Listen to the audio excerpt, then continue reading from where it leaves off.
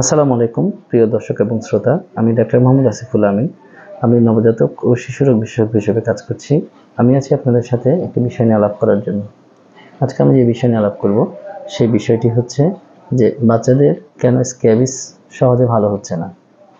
বাচ্চাদের স্ক্যাবিস সহজে ভালো না হওয়ার একটা অন্যতম কারণ হচ্ছে বাচ্চাদেরকে আক্রান্ত ব্যক্তির সংস্পর্শে থেকে আমরা দূরে সরাতে পারছি না।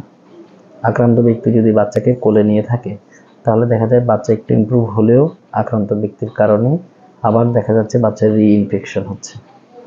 বাচ্চারা যেহেতু অন্যদের কোলে অথবা সংস্পর্শে বেশি থাকে, যে সকল ব্যক্তি বাচ্চাকে টেক কেয়ার করছে অথবা যে সকল ব্যক্তি বাচ্চাকে খাইয়ে দিচ্ছে অথবা কোলে নিয়ে হাঁটছে, সে সকল ব্যক্তির স্ক্যাবিস থাকলে বাচ্চার মধ্যে খুব দ্রুত সংক্রমণ হয়ে পড়ে।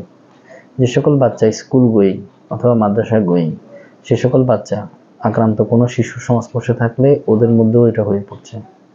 তাছাড়া দেখা যাচ্ছে যে যে সকল বাচ্চা চিকিৎসা নিচ্ছে সে সকল বাচ্চা কিছুটা ইমপ্রুভ হলেও আক্রান্ত ব্যক্তি থেকে ওর মধ্যে আবার দেখা যায় রিইনফেকশন হচ্ছে, যার কারণে স্ক্যাবিসটি বাচ্চাদের ভালো করা কঠিন হয়ে পড়ছে। তাহলে আমাদেরকে আক্রান্ত ব্যক্তি থেকে দূরে রাখতে হবে। আক্রান্ত কোনো ব্যক্তি বাচ্চাকে নিজ দায়িত্বে যেন না ধরে সেদিকে খেয়াল রাখতে হবে এবং প্রপার ট্রিটমেন্ট গ্রহণ করতে হবে। তো আজকে এই পর্যন্তই। ধন্যবাদ সবাইকে।